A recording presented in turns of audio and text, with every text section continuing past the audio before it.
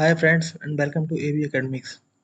जैसा कि आप सबको पता है, हमारे द्वारा हरियाणा असिस्टेंट प्रोफेसर हिस्ट्री की डिटेल एनालिसिस क्लासेस प्रोवाइड कराई जा रही हैं। इससे पहले भी टॉपिक फर्स्ट से रिलेटेड हम लोगों ने जितने भी महत्वपूर्ण बिंदु थे उनको चर्चा की है। आज उसी को क्रम को आगे रखते हुए हम लोग आज दो टॉपिक्स को क्लियर करेंगे। नंबर एक हमारा पुरुषार्थ और नंबर दो है हमारा ऋण। इन दोनों के बारे में आप अधिकतर हमारा जब आप लोग वैदिक साहित्य पढ़ते हैं उसमें इन दोनों की चर्चा बहुत ही डिटेल एनालिसिस के रूप में की गई है। पुरुषार्थ को हमारे भारतीय जो हमारे दर्शन शास्त्रों में चार प्रकार के पुरुषार्थों का वर्णन किया गया है। जिसमें हमारे आता है धर्म, अर्थ, काम और मोक्ष। जब प्रारंभिक काल में आप देखते हैं, जब प्रारंभ हुआ था, जब उत्तर वैदिक काल की आप बात करते हैं या प्रारंभिक वैदिक काल की आप बात करते हैं, उसमें हम लोगों ने जहाँ पर काम को प्राथमिकता दी थी। काम का अर्थ मीन्स होता है कि शारीरिक सुख की प्राप्ति के लिए कार्य करना या जो है भौतिक सुखों की प्राप्ति के लिए कार्य करना। वहाँ पर आप जब प्रारंभिक वैदिक काल में देखेंगे तो हम लोग कर्मकांडी ना होकर काम को प्रमुखता देते थे। उसके बाद जैसे-जैसे आगे बढ़े हम लोगों ने उसके बाद धर्म को प्राथमिकता दी। उसके बाद जब आप मौर्य काल में आते हैं या तब पहुँचते हैं, तब हम अर्थशास्त्र का जब हम लोग अध्ययन करेंगे तब हम वहाँ देखेंगे कि अर्थ को प्राथमिकता दी गई है।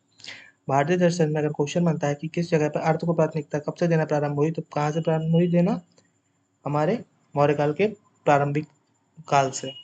अब इसको हम लोग डिटेल से पढ़ना शुरू करते हैं। पुरुषार्थ पुरुषार्थ भारतीय दर्शन का एक महत्वपूर्ण सिद्धांत है जो जीवन के चार मुख्य उद्देश्यों को परिभाषित करता है। ये चार उद्देश्य जीवन के विभिन्न पहलुओं को संतुलित करने में मदद करते हैं। ये चार पुरुषार्थ हैं, मैंने आपको बताया कौन सबसे पहले आता है धर्म।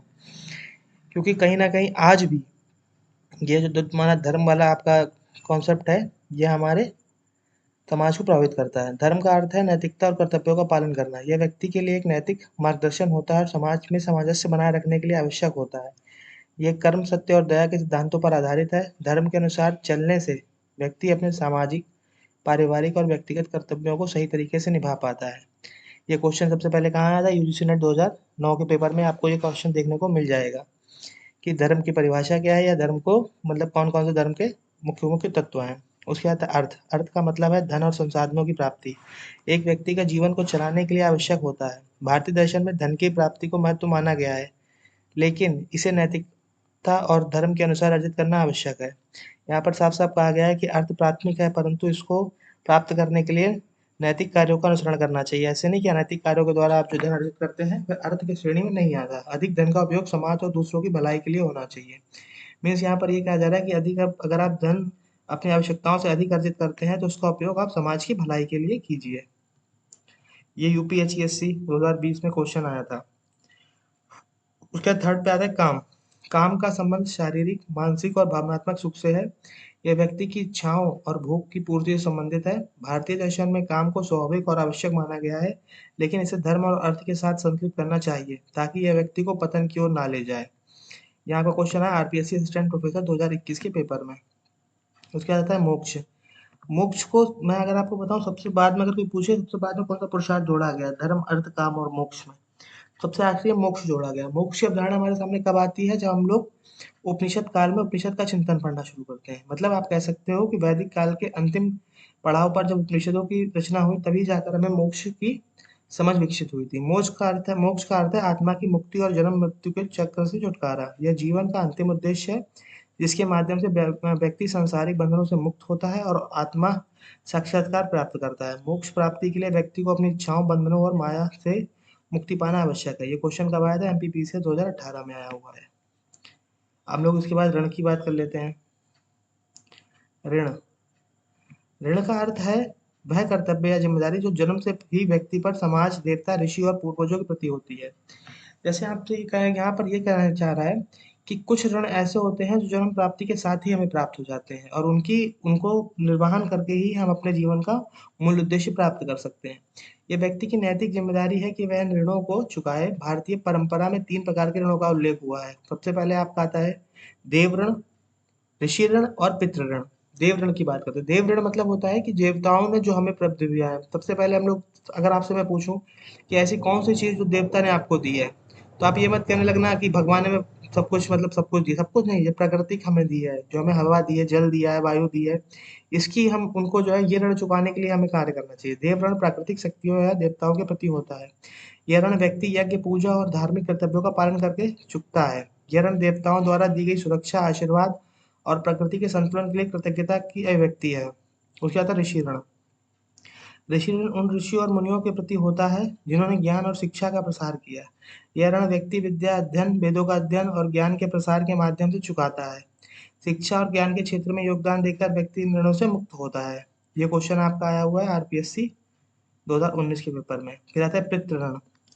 पितृ पूर्वजों के प्रति होता है। इसे वंश वृद्धि, माता पिता की सेवा और श्राद्ध कर्म द्वारा चुकाया जाता है। जो आप अभी थोड़े दिनों पहले ही हम लोग क्या कनागते चले थे, श्राद्ध का हो रहा था, उसको किसके लिए करा था, ताकि हम लोग अपने पितृ ऋण से मुक्ति प्राप्त कर सकें। पूर्वजों के प्रति ये कर्तव्य उनके द्वारा दी गई जीवन की शिक्षाओं और पारिवारिक परंपराओं का संरक्षण का प्रतीक है। ये क्वेश्चन आया था यूजीसी ने दिसंबर 2018 में। अगर विस्तार पूर्वक इन दोनों को मैं समझाऊं तो पुरुषार्थ और ऋण का सिद्धांत भारतीय जीवन शैली दर्शन का गहन हिस्सा है। पुरुषार्थ व्यक्ति को अपने जीवन के 4 प्रमुख लक्ष्यों की प्राप्ति में संतुलन बनाने में मदद करता है। वहीं ऋण का सिद्धांत यह बताता है कि हर व्यक्ति अपने जन्म से ही समाज, प्रकृति और पूर्वजों के प्रति कुछ कर्तव्यों के साथ आता है। इन कर्तव्यों को पूरा करना उसकी नैतिक जिम्मेदारी होती है। उसे मुक्ति पाकर ही वह मोक्ष की प्राप्ति कर सकता है। मैंने बोला था ना लास्ट में सबसे ज्यादा मोक्ष जोड़ा गया था। अब मैं कुछ क्वेश्चंस डिटेल वाले, जो आपके एमसीक्यूज का नहीं, डिटेल वाले जो क्वेश्चंस हैं उनके बारे में डिस्कस करूंगा कि कौन कौन से क्वेश्चन अभी तक आ चुके हैं डिटेल एनालिसिस के तौर पर। डिस्क्रिप्टिव मतलब प्रश्न आया था, धर्म, अर्थ, काम और मोक्ष के बीच संतुलन कैसे स्थापित किया जा सकता है? भारतीय धर्म के संदर्भ में पुरुषार्थ की व्याख्या कीजिए। इसको मैंने शॉर्ट में कर रखा है, इसको ब्रीफली करके आप समझा सकते हो। मैंने पहले भी आपको समझाया, उसी के आधार पर इसको समझा सकते हो। इनमें विद्यार्थियों से अपेक्षा की जाती है कि वे प्रत्येक पुरुषार्थ की व्याख्या करें। और धर्म, अर्थ, काम और मोक्ष की कैसे करेंगे? धर्म को आप बताएंगे कि इसको प्रारंभ हमारे भारतीय दर्शन में प्रारंभ से ही रहा है और उसका कहना कुछ तक तो आज भी देखने को। अर्थ की बात करें, मैं अर्थशास्त्र का आप देख सकते हो कि वहां पर आकर किस प्रकार से अर्थ काम से, अर्थ जो था वो धर्म और काम से ऊपर पहुंच गया। काम की बात करें तो आप इसको बता सकते हो कि जो प्रारंभिक वैदिक काल था उस काल में काम को प्राथमिकता दी जाती थी, ना कि धर्म और अर्थ को। मोक्ष की बात करें तो आप उपनिषद चिंतन के संग इसकी किस प्रकार से व्याख्या की वो आपको बता सकते हो। और यह बताया कि कैसे भारतीय दर्शन ने इन्हें जीवन के अलग अलग उद्देश्यों के रूप में देखा जाता है। साथ ही इस बात पर चर्चा करनी होती है कि इन चारों के बीच संतुलन स्थापित करके एक संतुलित जीवन जिया जा सकता है। ये क्वेश्चन आया था आपका यूपीएससी असिस्टेंट प्रोफेसर 2019 में। क्वेश्चन नंबर सेकंड प्रश्न है, मोक्ष को पुरुषार्थ में सर्वोच्च क्यों माना गया है? इसे प्राप्त करने के लिए किन किन मार्गों की चर्चा भारतीय दर्शन में की गई है? इसको मैं आपको डिटेल समझा चुका हूँ। अगर आप चाहें तो यहाँ से हिंट लेके इसका आंसर लिख सकते हैं। फिर तो थर्ड क्वेश्चन आया एमपीपी 2018 के पेपर में, अर्थ और काम को धर्म के साथ किस प्रकार संतुलित किया जा सकता है? उदाहरण सहित स्पष्ट कीजिए। इसको भी मैंने आपको बताया, अर्थ और काम को धर्म के साथ किस प्रकार संतुलित किया जा सकता है। इनको ही संतुलन से ही अगर आप धर्म के प्रति रहेंगे, धर्म मतलब ज्यादा अर्जित मत करो, अपने काम के प्रति संतुलन बनाए रखो।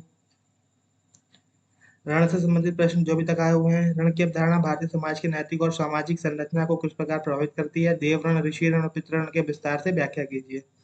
इस क्वेश्चन को आप यहाँ से पढ़ के सॉल्व कर सकते हैं। आरबीएससी असिस्टेंट प्रोफेसर परीक्षा 2021 में ये फिर क्वेश्चन आया, पितृ ऋण और वंश वृद्धि का महत्व क्या है? भारतीय समाज में इसका स्थान और महत्व स्पष्ट कीजिए। थर्ड है बीपीएससी 2020 में आया था, ऋषि ऋण को शिक्षा और ज्ञान के प्रसार से कैसा चुकाया जा सकता है? भारतीय संस्कृति में इसका क्या महत्व है? ये क्वेश्चन मुझे सबसे अच्छा लगा था। इसको समझते हैं इसको एक बार। इस प्रश्न में ऋषि ऋण की अवधारणा पर चर्चा करनी होती है। ऋषि ऋण कौन सा होता है? जो अपने गुरुओं से या जिससे आप शिक्षा प्राप्त करते हैं। जैसे आपने अगर शुरुआत की, आपने जो कुछ भी मूवीज या वो देखते हैं तो देखते होंगे कि गुरुकुल में लोग गुरु दक्षिणा देते थे उनको, तो वो उस प्रकार का ऋषि ऋण होता है। उसके लिए क्या है, आप उनके ज्ञान की प्रति, उनको जो ज्ञान है उनकी ख्याति बढ़ाए, उसे ज्ञान का उपयोग करें, अपने गुरु के प्रति समर्पित हों। इस बात का प्रसार यहाँ पर किया गया है। अगर मैं आप मुझे अपना गुरु मानते हो तो प्लीज मेरे सब्सक्राइबर बढ़ाइए, ये मेरा आपका ऋण होगा, मेरे जो मुझे आप चुकाएंगे।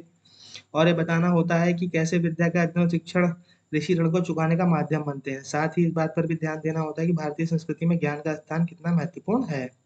इस वीडियो में मैंने आपको पुरुषार्थ और ऋण के बारे में डिटेल बताया, यही बताया कौन कौन से क्वेश्चन अब तक आ चुके हैं। इन पे आप प्रैक्टिस करिए, किसी प्रकार की दिक्कत हो तो मुझे मैसेज कीजिए, मेल करिए। ये डिटेल आपको वीडियो, ये मतलब इसका पीडीएफ आपको हमारे डिस्क्रिप्शन में, हमारे टेलीग्राम ग्रुप में, चैनल में मिल जाएगा। आप चाहें तो हमारे उस टेलीग्राम ग्रुप में जुड़ के MCQs और क्वेश्चंस के आंसर की प्रैक्टिस कर सकते हैं।